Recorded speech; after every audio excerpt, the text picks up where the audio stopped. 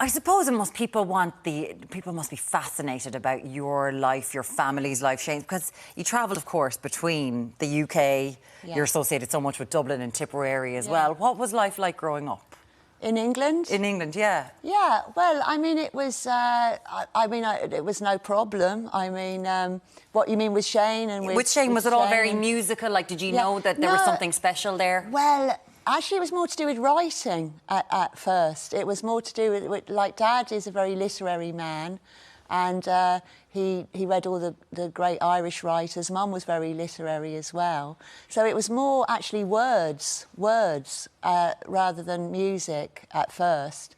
And then, but Dad would play us all the Dubliners records, and we played a lot of Irish records and all that kind of stuff. So we had a lot of crack, you know, we had a lot of crack. But I would say words and Dublin wit and all that kind of thing was a very big books were a very, very big thing.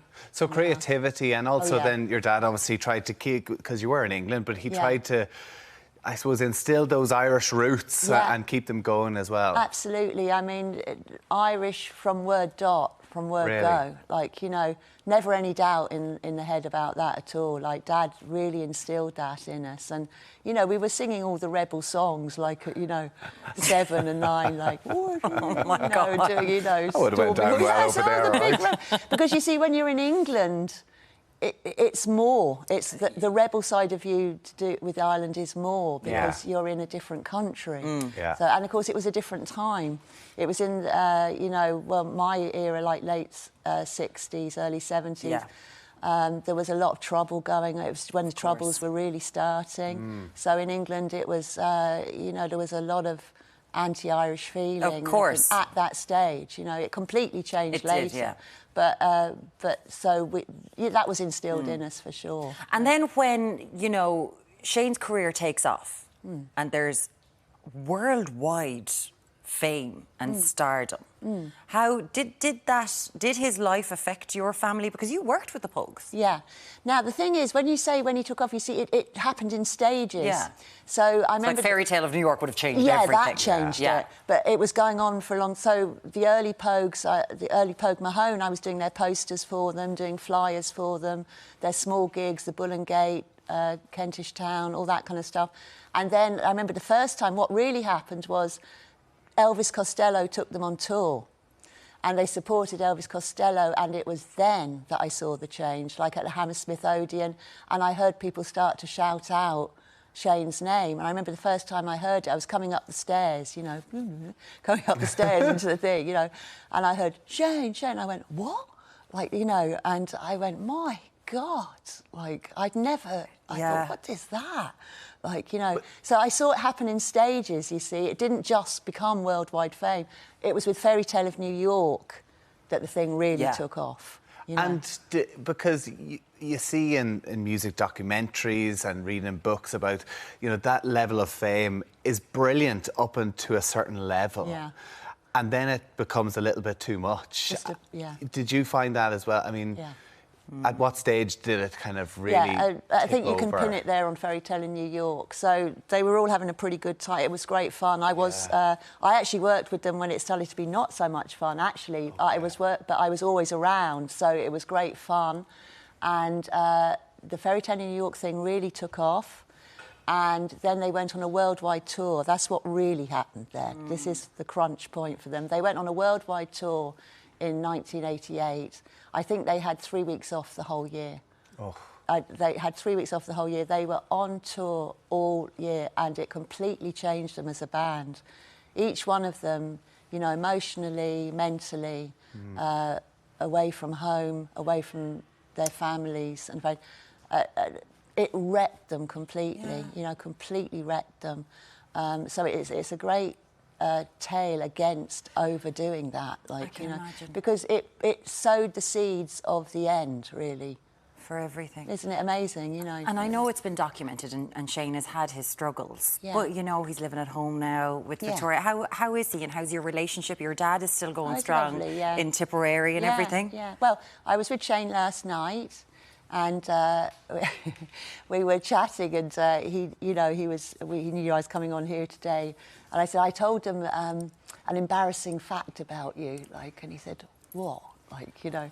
And I said, when we were young, I said, when you were Batman and I was Robin. He went, "Ah." So I had to get that in today, like, you know, Batman and Robin. Like. Just two kids yeah, being kids. I know, Batman and Robin. I think me and my sister had the same thing, yeah. Right. The outfits were great, the capes and the mask. I'd love it now, but I'd be wearing it today if I could. But yeah, so he's in good form actually. He's much more mellow now. You know, he's a mellow guy now. He doesn't really drink that much anymore, he's not mobile, unfortunately. He broke his pelvis, I think it's at least 7 years ago now, and he had to be stationary for 8 months. Now, that 8 months, he wasn't allowed to move at all, his legs, and walk. And I'm afraid he didn't get back his muscle mass after that. That's actually what happened. Yeah. As far as Dad goes, yes, well, and in Tipperary, 92 years old. So, yeah, we're all still going anyway. That is just incredible. Yeah. So, I mean, you were an assistant for Van Morrison, you're a singer yourself, you've kind of explored all different areas of the music industry.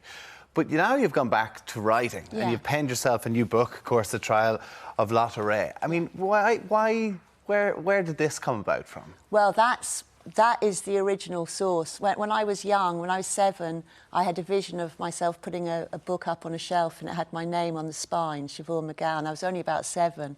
That's what I always wanted to do. Okay. But I was never disciplined enough. I was quite... I explored. I was quite creative. So sometimes you can't focus in on one thing. Yeah, and it takes time. And it takes time. And you've managed to do that. So can you tell? Time. I started reading this, and it kind of hits you in the gut. You get into the what this is about very quickly. So can you tell us what the book is about? Okay, so it's about a young woman called Lotte Ray who comes from kind of Spitalfields, East End area of London, and she works at the Whitbread Brewery, which is actually near where I went to school. So I remember it, and she gets attacked. She meets her nemesis there. She gets attacked by a wealthy... And it's set in the early 1900s. This happens in 1906. Yes, 1906. She gets attacked. And she ends up... They take the case to court. Her father's a great believer in justice, and she becomes part of a notorious talk of the town of London Old Bailey trial.